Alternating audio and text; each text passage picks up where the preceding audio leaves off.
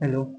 आज हम पढ़ाएंगे आज हम बताएंगे डीएनए का वाटसन एवं क्रिक परमाणु मॉडल या डीएनए का द्विकुंडलित सिद्धांत या संरचना के बारे में बताएंगे। तो देखिए पहले कि डीएनए का वाटसन एवं क्रिक मॉडल दिया था, इन दोनों वैज्ञानिकों ने दिया था। इसमें एक वैज्ञानिक और थे जिनको कहा गया, जिनका नाम है विलिकन्स। इन तीनों ने जो है द्विकुंडल संरचना की खोज किया, तो इसीलिए इनको कहा जाता है त्रिमॉडल भी कहते हैं। मतलब त्रिविम मॉडल भी कहा जाता है। इसके लिए, इस खोज के लिए इनको 1962 ईस्वी में नोबेल पुरस्कार से सम्मानित किया गया। तो देखिए कि संरचना बना हुआ है, द्विकुंडलित संरचना बना हुआ है, तो हम पढ़ेंगे इसके बारे में। तो दिया है डीएनए अणु दो पॉलीन्यूक्लियोटाइड श्रृंखला की बनी होती है। डीएनए अणु दो पॉलीन्यूक्लियोटाइड श्रृंखला की बनी होती है। तो एक पाली ये है, एक पाली ये है। दोनों पालियों को क्या कहा जाता है? पॉलीन्यूक्लियोटाइड श्रृंखला क्या कहा जाता है? ये पूरी जो है श्रृंखला की बनी होती है। अगला देखिएगा, जो सर्पिलाकार क्रम में दक्षिणावर्त कुंडलित होती है। देखिए जो सर्पिलाकार, ये देखिए सर्पिलाकार आकार की होती है और कुंडली जैसी संरचना होती है। सर्पिलाकार होती है और कुंडली जैसी संरचना होती है। देखिए सर्पिलाकार है और कुंडली जैसी क्या होती है? संरचना होती है। डीएनए अणु में दो हेलिक्स होते हैं। डीएनए अणु में क्या होते हैं? दो हेलिक्स होते हैं।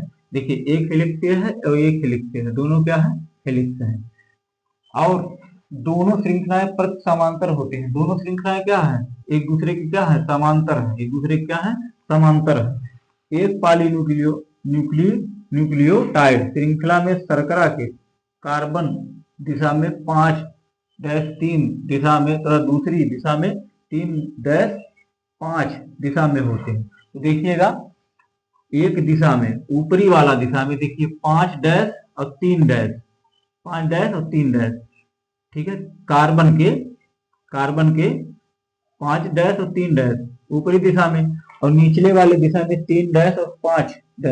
अब इन दोनों का मतलब एक पाली से दूसरे पाली को जोड़ने का कार्य कौन करता है? तो दोनों का जोड़ने का कार्य क्या करता है? तो फास्फोरिक बंधों द्वारा क्या होते हैं?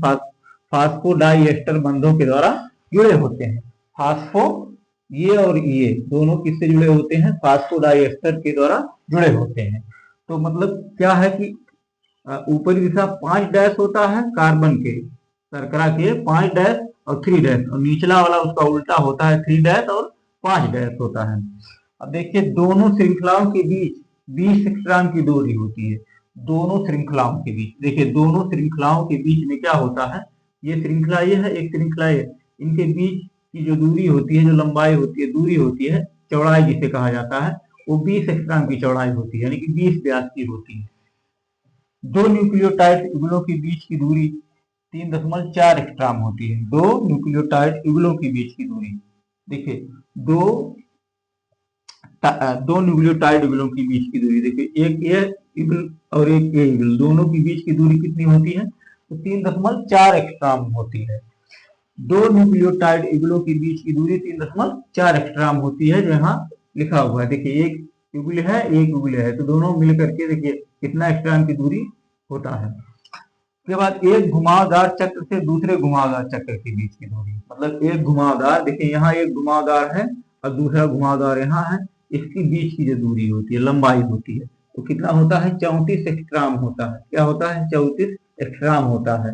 मतलब पूरा चक्र जो लगाने में, जो पूरा चक्र लगाता है उसकी लंबाई कितना होती है? तो 34 एंगस्ट्रॉम होती है। इसमें 10 युगल क्षार उपस्थित होते हैं। इसमें क्या होते हैं? 10 युगल क्षार उपस्थित होते हैं। तो देख लीजिए ये क्षार है, यहाँ से लेकर के ये सभी क्या होते हैं? 10 क्षार होता है। मतलब एक घुमावदार दूसरे घुमावदार होने में 34 एंगस्ट्रॉम होता है। तो उसके बीच में जितने भी युगल क्षार होते हैं वो कितने होते हैं? 10 होते हैं। अब देखिए इसमें 4 नाइट्रोजनी क्षार होते हैं। इसमें क्या होते हैं? मतलब इस पूरे घुमावदार चक्रण में कितने होते हैं? 4 नाइट्रोजनी क्षार होते हैं। तो 4 नाइट्रोजनी क्षार जो होते हैं, देखिए एडेनिन, थाइमिन, साइटोसिन और गुआनिन, ये क्षार होते हैं। तो एडेनिन और थाइमिन में ये जो बिंदी जैसी संरचना दिखाई दे रही है, ये डबल बॉन्ड है। क्या है, मतलब हाइड्रोजन के बंधों द्वारा दोनों जुड़े होते हैं। तो डबल बॉन्ड बंध के द्वारा एडिनिन और थाइमिन ये जुड़े होते हैं, बल्कि साइटोसिन और गुआनिन ट्रिपल बंधों के द्वारा जुड़े होते हैं, हाइड्रोजन के ट्रिपल बंधों के द्वारा जुड़े होते हैं। एक पाली को दूसरे पाली को जोड़ने का कार्य, एक पाली से दूसरे पाली यानी कि इस पाली से इस पाली को जोड़ने का जो कार्य करता है वो फास्फोडाइएस्टर बंध द्वारा जुड़ा होता है, फास्फोडाइएस्टर बंधों के द्वारा जुड़ा होता है।